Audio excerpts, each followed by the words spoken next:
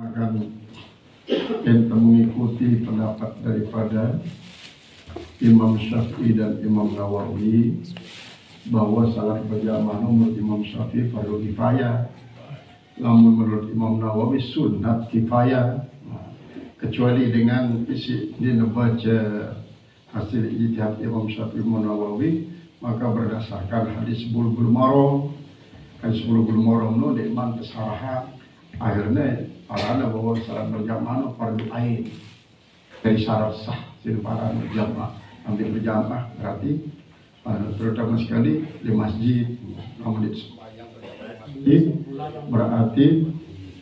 berarti dia sah menurut di dalam bulbul maram. Sedangkan menurut Imam Syafi'i berdasarkan aina sami'tumul azan fasallu huna, mbe sampai dengar bang dono tak salat. Dalam arti itu sembahyang di Bali baru rumah jelas ditemu fadilah leka di masjid, fadilah etika, fadilah silaturahim. Nah kemudian apabila misalnya ente bos sembahyang di masjid, maka dengan dinas di Bali, kan ini tertentu di Bali itu mau dia pahala merasa pahala kita. Lalu mana sebelum kemungkinan yang dia bagus tidak memasukin sembahyang mesa, maka itu pun bayang kerja di Bali. Ini adalah mengenai fadilah perjalanan ke masjid itu lalu sangat luar biasa, fadilah etika. Dan misalnya saya ikutinya baru masih di Bali.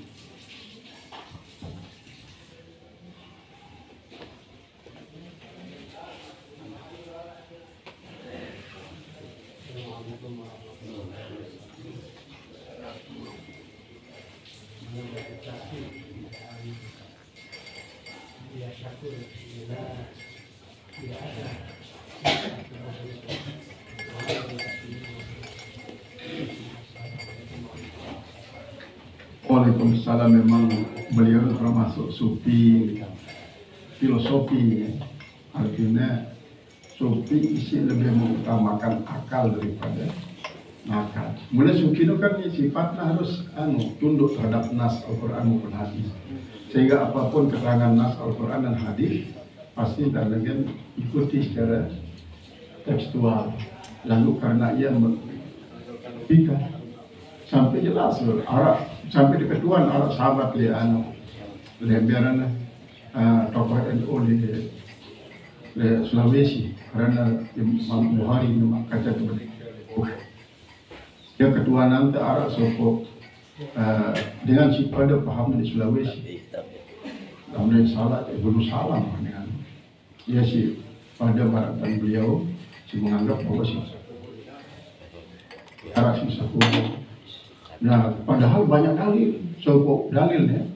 Di sopok waktu datang dengan Yahudi ini, minta sedekah di Siti Aisyah.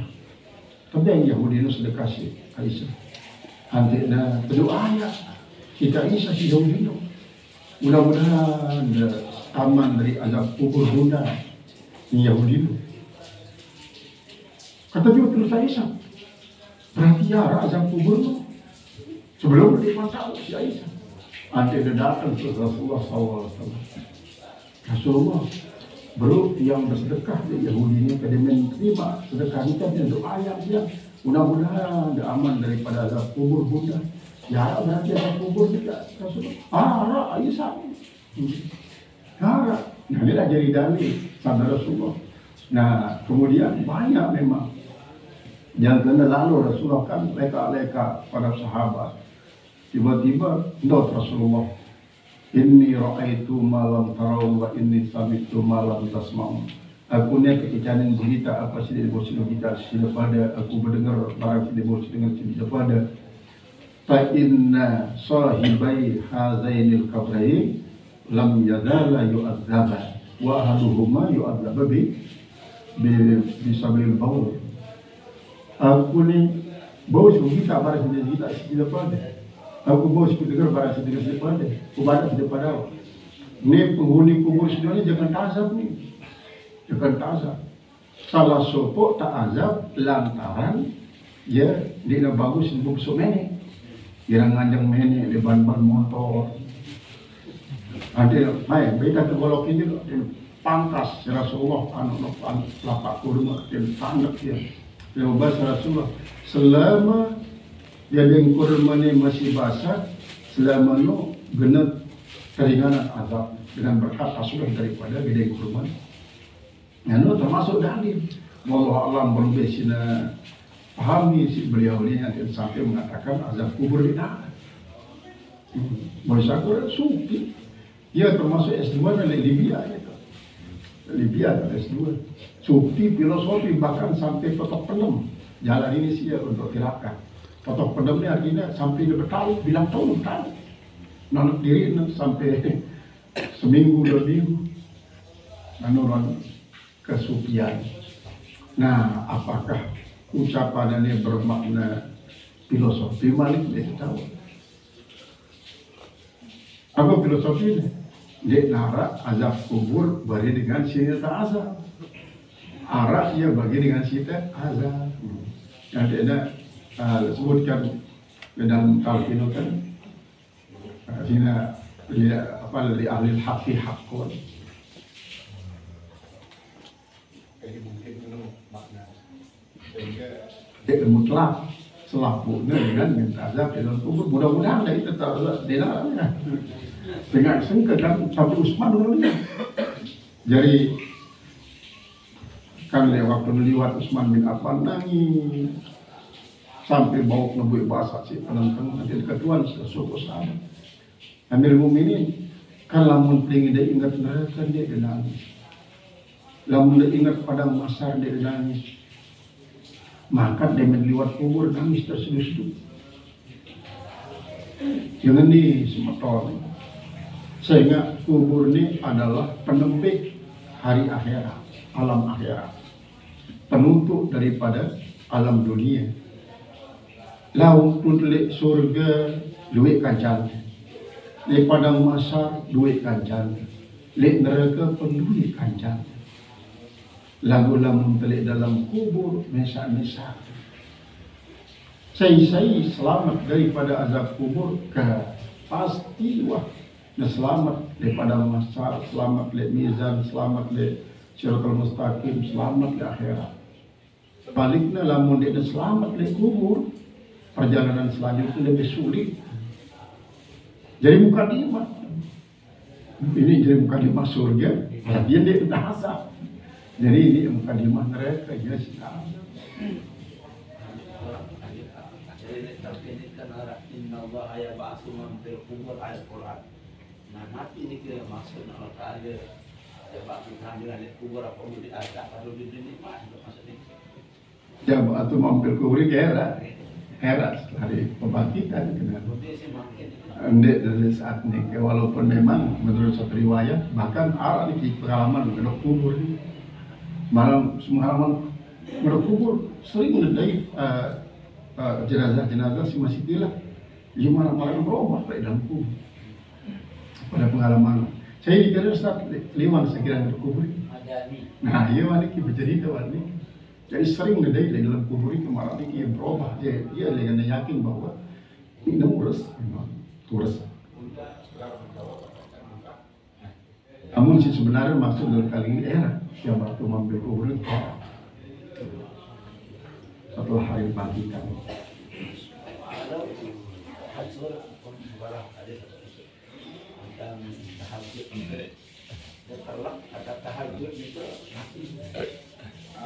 Dari kan arti tahajud ini bangun setelah tidur melewati malam 12 tahajudnya cuma tahajud dia istilah khusus nih tahajud nih di Arab tahajudnya yang silina. Jadi bangun setelah tidur lewat tengah malam tidur itunya.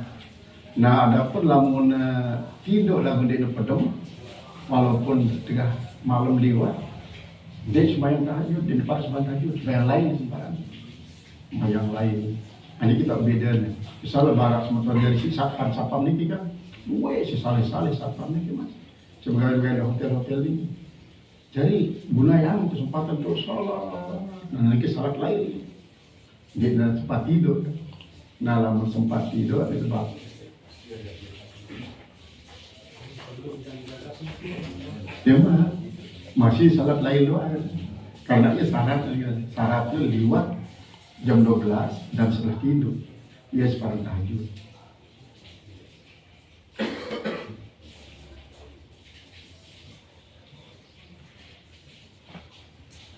Assalamualaikum warahmatullahi wabarakatuh. Waalaikumsalam warahmatullahi wabarakatuh. Sholat maghrib dan sholat isya itu tidak termasuk sholat lain ya?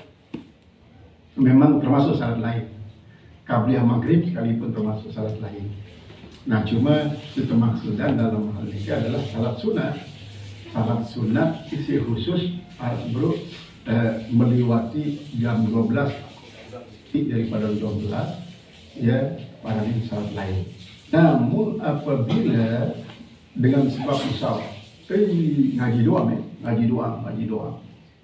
karena lu datang jamaah lu masih ustaz isi ngaji terus sampai lewat jam 12 sempat sampai nisa dan sempat sampai nisa ngaji doang akhirnya lewat jam 12 bro supaya nisa dan mau ya masih salat lail halat tahajud atau yang lu misalnya nih tapi mungkin kelelahan lalu berkarya lah dengan kaluaru sampai dia tiba-tiba mulai hanya sempat salat maghrib doang kita mesari itu sembahyang isya di rumah sampai jam 32 atau jam 2 bangun dia tak salat malam salat isya sekedar isya doang mau masih sekaligus supaya fadilah sembahyang tahajud sunat.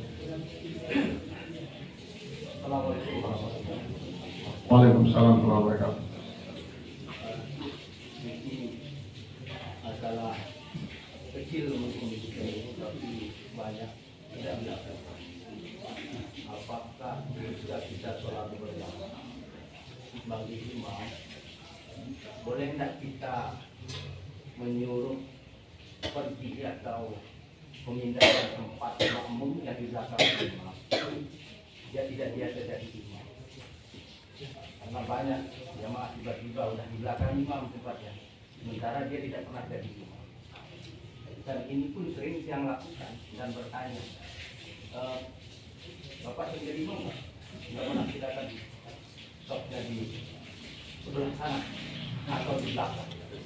Nah, yang maksudnya apakah etika kita sebagai imam itu dibolehkan seperti itu? Karena syarat jadi imam juga atau imam paling tidak yang biasa jadi imam di belakang imam, tapi kadang-kadang jamaah tidak tahu tidak tahu persyaratan itu tiba-tiba udah di belakang imam. Karena kita tahu ini yang biasa jadi kita tanya dulu yang selalu menanyakan apa sama bapak biasa jadi imam di belakang imam bukan kalau nggak biasa silakan juga nanti sama yang biasa jadi imam dan itu maksudnya apakah kita dimaksudkan boleh kita ada yang tergoda ini bukan yang jadi imam nanti ada wanita memang seharusnya mereka artinya kita selektif dengan makmum yang terdepan artinya di saf terdepan. Karena ini memang salah satu daripada sebab bahwa imam dengan makmum yang di belakang imam ini mendapatkan fadilah sama dengan imam. Fadilah sama. Jadi imam yang menetama di pak mimbar adalah langsung turun rahmat. Turun rahmat. Begitu juga makmum yang di belakang imam, satu di samping kanan, satu di samping kiri, 3 orang ini. Nah, tapi di mana kualitasnya? Ya? Kualitas daripada makmum semacam itu ialah imam makmum yang siap untuk menjadi pengganti imam ketika imam clear. Berarti paling tidak pada pakainya lah kanca imam ini. Nah, apabila terjadi misalnya makmum selektif terhadap makmum, apakah kepala itu dia pemilik makmum? Mungkin misalnya dia pemilik makmum, sementara makmum kamu milik imam. Sementara imam dia kagum milik makmum. Memang dalam hal ini dia milik makmum adalah milik posisi, ya. Milik posisi. Artinya saya sih pantas posisi dia milik imam. Saya isi dia kurang pantas lah. Karena itu imam misalnya dia terlalu pede. Jadi cari persiapan lah kewaspadaan. Barikanlah mampu keliru neguraku imam makmum sini. Dan memang seharusnya makmum si alim harus diundi imam. Artinya apabila terjadi keliruan, olah langsung luruskan imam. Nah, sehingga dengan demikian kamu imam maaf, lingkar dirimu, lingkar diri dan kisah diri. Mas maaf, bahwa maksudnya adalah anti itu yang keliru kan. Oh, sinano, ya, artinya lulusan. Karena walaupun jadi imam, malah itulah makna daripada tindakan semacam ini. Memang yang penting adalah bagaimana cara andai dan tersinggung cara ini untuk memberikan pemahaman karena sebaru ini dalam rangka kewaspadaan andai nara banyak murid dan waktu sendiri terutama sekali surat surat dari habis ini perlu andai itu terlengkapi si pakai sehingga baik mungkin keliru dalam bacaan ayat karena boleh jadi kan di dalam Fathul itu apabila nara bacaan imam ini dari Fatihah doang keliru sih baca imam ini keliru jadi kali dalam Fathul ada paling wa tak sa ra artinya dengan si mengulangi wawu 2 kali padahal sikit wawu di wa sebenarnya si mengulangi tak 2 kali misalnya nak dari nasratul mustaqim anu parang tak gairil maghdubi alaihim wawaladdallin nah jadi bukan ini dengar sopo ini mama nih nah ini para mama berarti lamun mim ulangi para mama lamun wawu lamun pak nano termasuk ya keliruan seandainya keliru di dalam sopo ayat sopo huruf berarti di saat no dia sedang baca Al-Quran sebenarnya namun dia sedang baca Al-Quran batal sholat namun dia sedang baca Al-Quran lantaran kekeliruan nah apabila dia sadar bahwa salah ada yang ulangi balik berarti ada perbaikan nah tunduklah kalau berfungsi makmum secara kemudian untuk manusia yang dia perlu si alim hafal Al-Quran tapi yang teringat oleh Ikam itu bahwa dicontohkan ada 2 orang yang baik dan 1 orang yang negatif. Kemudian gambaran itu bahwa demikianlah arah dari Allah bahwasanya nanti yang mana posisinya pada diri kita yang memang kan lamun baik adalah qalb lamun jelek adalah nafsu jadi bagus nanti adalah hati kemudian jelek adalah nafsu maka ini masing-masing berpengaruh besi dominan ia mempengaruhi anggota termasuk mempengaruhi biwe lamun dominan adalah hati berarti selaku anggota jadi bagus. Lamun dominan nafsu berarti selaku anggota jadi lemah. Nah kemudian dia watak sumber sehingga arah basirah, ainul basirah dan hakul basirah ini sangat berfungsi. Sumbernya adalah nafsu dan hati. Kalau nafsu berarti beda dengan nafsu. Kalau pergi kan sifat, dia jantung dong pada 2. Dan jantung ini kita nafsu latifah murakabah pokoknya ya itu gambaran malah dan anu lah WhatsApp selaku arah kan WhatsApp dengan si jahat dari mana datangnya surga dari Facebook turun ke WhatsApp dari mana datangnya neraka adalah dari Android ke TikTok adalah gambaran si manusia. Alhamdulillah.